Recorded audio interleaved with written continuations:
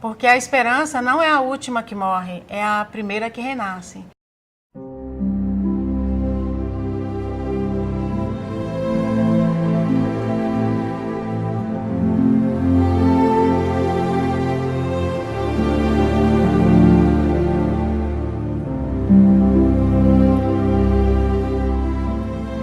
Senhora Rita de Cássia Flores Pires, é isso? E aí, Ritinha, você tá boa? O exame da coluna tá normal, tá? Muito bem, tem nada aqui na sua barriga, ó, caroço, ó, foi embora. Tenham fé, porque só Deus pode ajudar a gente nesses momentos assim. Tem gente que pode ajudar, mas se a gente não tiver fé em Deus, nada vai. Pra mim, o que me ajudou muito foi ter fé realmente. O câncer é uma doença que decorre de uma divisão de células de forma descontrolada. Acho que é a maneira mais fácil de explicar. O câncer na infância a gente não tem uma causa conhecida, né? Você não tem os fatores externos como a gente tem no câncer do adulto. Não só a doença, o próprio tratamento vai debilitar muito a criança. Além disso, você mexe com toda a estrutura familiar. Então, eu digo que para o tratamento do câncer é a união e principalmente a solidariedade. Quando a gente tem câncer, a primeira coisa que vem na mente da gente é que a gente vai morrer. Cheguei a pensar que eu podia morrer, que eu sabia que era uma possibilidade. Ele entrou na sala e só falou, mãezinha, ele tá com câncer. E aí descobriram que era câncer, que era linfoma. Quando eu voltei pro exame, o médico viu e falou: olha, tua filha, ela tá com tumor, tá com câncer no pulmão. Porque tem todo aquele medo. Será que eu vou perder essa pessoa que eu amo? Eu imaginava o dia da morte dele, minha vida tinha acabado. Porque eu já imaginei, câncer é morte. Como se tirasse o chão dos seus pés. Nós ficamos desesperados, ficamos sem chão. A primeira coisa que você pensa é em perder sua mãe, então foi realmente muito complicado, né? Com 12 anos eu tive que tomar uma decisão na minha vida de lutar pela minha vida. Ele perdeu tudo, pele, cabelo. Porque a nossa maior arma é a quimioterapia. E foi aqui que eu perdi o meu cabelo também. Porque me falaram que a quimioterapia era muito ruim, assim, a gente passava muito mal. Até então a gente não tinha pensado nada em quimo, nada disso. E aí, como consequência, a gente tem as maiores complicações. Aí foi quando a gente descobriu que ele não estava expelindo a quimio que ele estava tomando.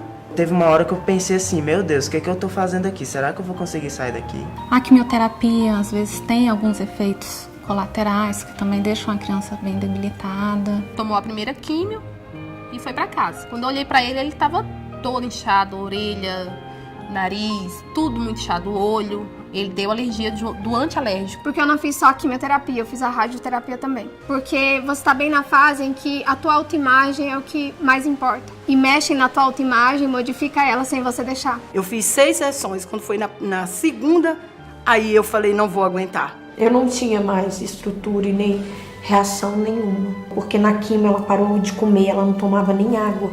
E eu falava, pronto, agora ela vai morrer.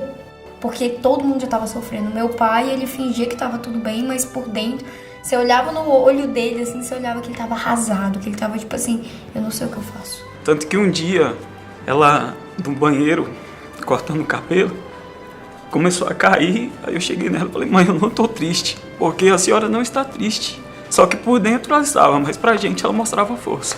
E minha médica dizia, Terezinha, a cura sua depende unicamente de você. Você tem que determinar que você vai ser curada.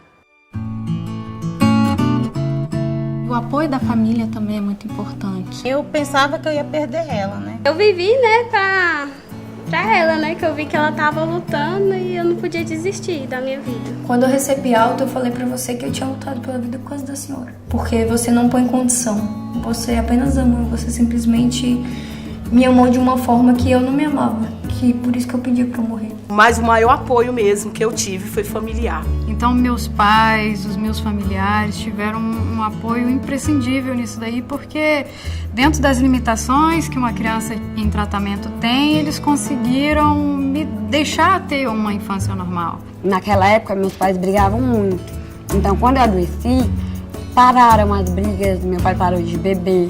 Eu vejo tudo que passou, tudo que eu tive, não foi algo ruim. Eu vejo como algo bom, porque foi alguém que fez unir incrível, de um jeito incrível a minha família. O meu relacionamento com a minha mãe, que não era muito bom. E o meu relacionamento com ela, assim, se aproximou muito nós duas. A minha família toda me acolheu.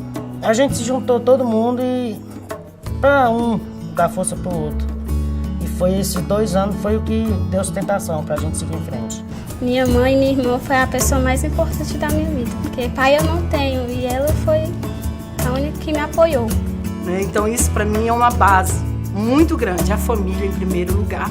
Isso é fundamental, é extremamente positivo. Mas a gente tem que entender que a necessidade de superar tem que ser mais importante do que se entregar, e é necessário que isso aconteça. Eu acho que esperança é uma coisa que nós temos que alimentar nas pessoas. Tanto é que hoje uma das coisas que eu mais trabalho é pela esperança. A pior coisa que você pode fazer é tirar a esperança de uma mãe. Acredita no sobrenatural, porque tem que ter fé. Eu sempre tive muita fé, e a fé é a certeza. Eu falei, se Deus me deu essa criança, eu tive com ele com 35 anos, porque ele sabe que eu tenho a capacidade de cuidar dele. Nós não vamos desistir não, nós vamos à luta. Eu sempre chorava escondida dentro do banheiro quando eu tomava banho. Então eu chorava e eu falava assim, Deus, eu tenho que superar isso, né? Nunca fiquei cabisbaixo, sempre tendo aquele humor, meio aquele sofrimento. E a fé em primeiro lugar. E se a gente não tiver uma fé que for... Botar Deus na frente, porque se nós não tiver Deus, nada é feito. Depois eu me peguei muito a fé em Deus e agora eu vou para a mesa de cirurgia. Fui apertando a mão do meu pai e eu disse, pai, pode ficar tranquilo, eu vou voltar e a gente vai assistir o jogo do Vasco no final de semana. E aí eu voltei. É muito importante você ter uma palavra, porque uma palavra amiga, uma palavra de força, na realidade você não consegue ver outro quadro. Dá apoio, né? A gente se sente mais com vontade de viver. Eles falam muito que é o abraço e é o amor que nasceu da dor. Abraço foi criado há 30 anos atrás por um grupo de pais cujos filhos se tratavam de leucemia dentro do hospital de base. E esses pais, juntamente com os médicos, perceberam que havia um grande número de crianças que abandonavam o tratamento por não ter como ficar em Brasília para cumprir, né, o tempo necessário de 1 ano a 2. Tem coisas que você não consegue, né? Porque o tratamento do câncer, ele é muito caro, Na época, a gente ficou numa situação financeira muito complicada, porque meu esposo ele é autônomo. Então nós passamos uma situação bem complicada. Aí foi a hora que a Abrace me deu a mão. Porque a Abrace ajudou a gente demais, em tudo. E na mesma semana, antes do diagnóstico mesmo, meu esposo veio na Abrace e aí eles já começaram a ajudar a gente. Mas depois que eu cheguei aqui, acaba que é a casa da gente, porque eu passei a maioria do tempo mais aqui do que na minha casa. O apoio mesmo, o carinho, o cuidado com a família que estava de fora, que mora fora e encontrava ali na Abrace, é muito importante mesmo. Então a Abrace foi criada com esse objetivo, de oferecer hospedagem, de dar apoio ao tratamento para as famílias carentes. A Abrace, ela surgiu um pouco antes de eu entrar, a partir do sofrimento de alguns pais que perderam seus filhos, a Hilda, por exemplo. Assim como os outros pais tiveram filhos com câncer, eu também tive. Infelizmente eu perdi minha filha, mas mesmo assim eu não perdi a esperança de poder mudar a situação, mudar a realidade do tratamento dentro de um hospital público no Brasil, né?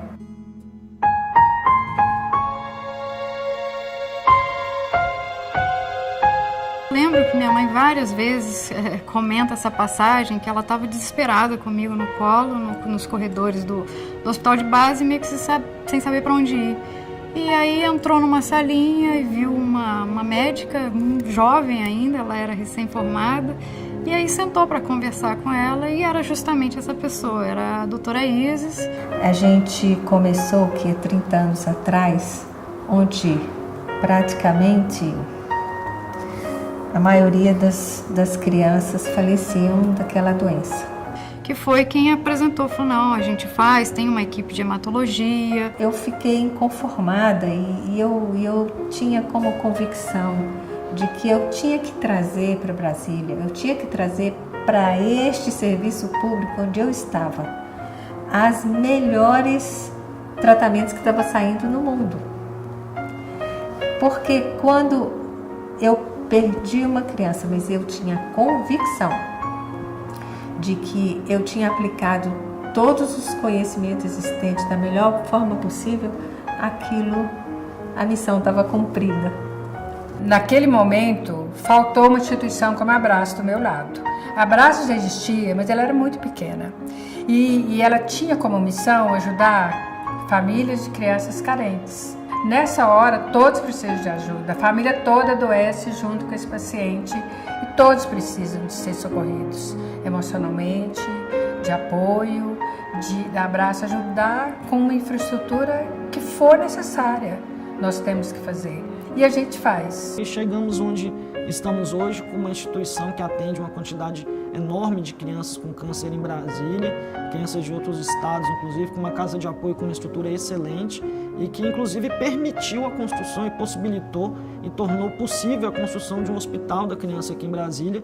Então, assim, a realização pessoal de estar fazendo isso, de estar transformando a vida das pessoas, de estar contribuindo para não deixar uma sequela, isso também foi uma das coisas em que eu lutei muito. O que nós podemos fazer para dar dignidade e o mínimo de sequela possível? Então, por exemplo, quando eu entrei, a criança que morria aqui, que vinha de outro estado, ela era enterrada aqui. E eu me coloquei no lugar dessa mãe. Eu falei, nossa, imagina se eu fosse carente, né? E a minha filha tivesse morrido lá em São Paulo, ela teria sido enterrada em São Paulo. Então isso, eu me transformei para o lugar dessa mãe. E aí mudei essa realidade. Nós vamos buscar recurso para que essa mãe volte com o seu filho, que se não, de preferência vivo, mas se não for possível, que ela leve o corpo de volta. E a gente consegue fazer isso hoje. Isso é uma história única, singular, que tem que ser contada mesmo. Porque a gente vê que são pessoas que transmitem amor, carinho, sabe? É um abraço mesmo. Esse nome já diz tudo. A palavra abraça, a gente se sente abraçada. Então é muito importante mesmo esse trabalho da Abrace.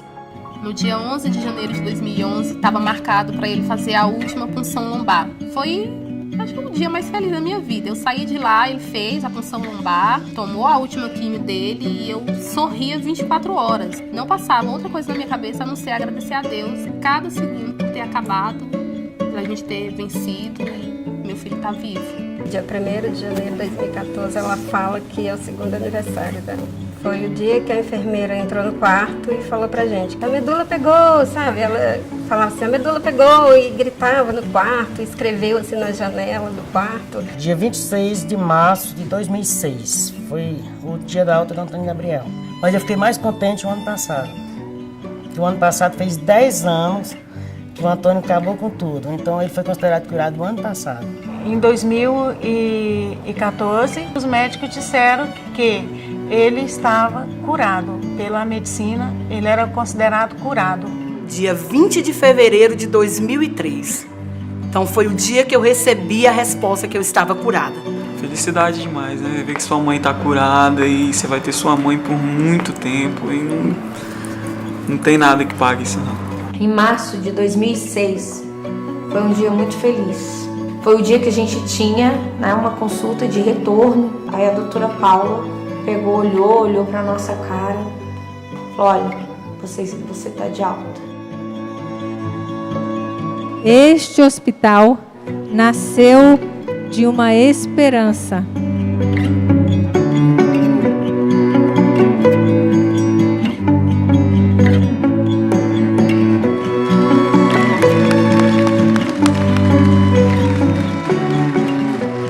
Sou médica hoje, oncologista, né? Eu tive leucemia com 11 anos, me tratei aqui em Brasília. Foi um período muito difícil, né? Não é fácil, mas com apoio, eu tive muito apoio da minha família, né? Dos amigos, pessoal da Abrace, né? E acabei me envolvendo com a Abrace, minha família toda se envolveu com a Abrace e desde então, né, o câncer infantil começou a fazer parte da minha vida. Com certeza, o fato de eu ter tido câncer influenciou muito na minha escolha,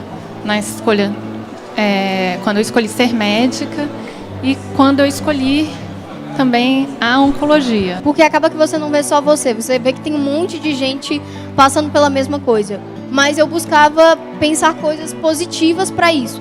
Então por isso que quando hoje eu vejo as pessoas, eu sempre falo, tenta olhar o lado, eu sei que é muito difícil, mas tenta olhar o lado positivo de tudo, sabe? Porque a gente pode aprender com isso, porque foi uma coisa que me ajudou muito internamente para fortalecer a minha mente positiva para seguir em frente.